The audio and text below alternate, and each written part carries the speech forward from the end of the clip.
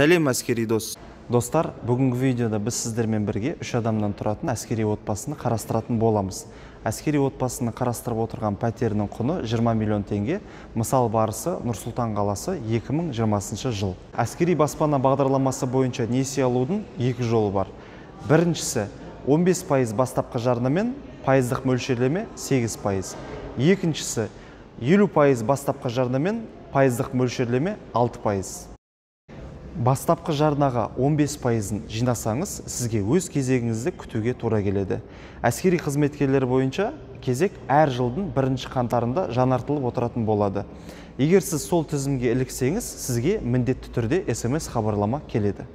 Бастапқы жарна 50%-ға жеткен жағдайда сізге ешқандай кезекті күтудің қажет жоқ.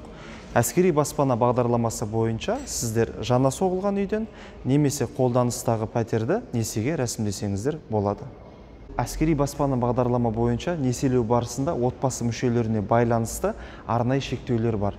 Мысалға, егер сіз алам деп отырған пәтеріңіз сол шектеу сомасына дейін болса, онда төлем қабілеттілігін өзіңіз айнымай алып отыратын тұрғын үй төлемдерімен растай берсеңіз болады. Пәтер бағасы шектеу сомасынан жоғары болса, яғни лимиттан, бұл жағдайда сізге төлем қабілеттілігіңізді толықтай көрсету қажет. Өзіңіздің және де жұбайыңыздың табысы туралы анықтамаларды банк тарапы сізден сұрататын болады. Әскери баспана бағдарламасы бойынша өтінім беруге келесі құжаттар қажет.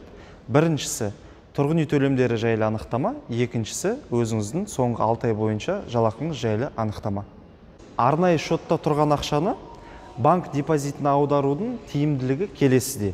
Бірінші, банк тарапынан берілетін пайыз, екінші, мемлекет тарапынан берілетін премия, үшінші, әскери баспана бағдарламасына қатысуда жеңіске жетуге үлкен мүмкіндік.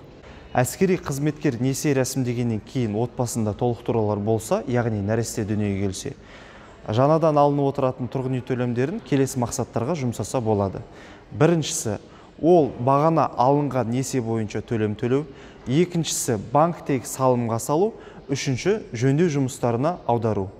Құрметті әскери қызметкерлер, тұрғын үй құрылыс жинақ банкі атынан баршаларыңыздың отбасыларыңызға амандық, ырыс, береке, молшылық тілейміз. Еліміз аман, жұртымыз тыныш болсын. Әр қазақстандық баспаналы болсын.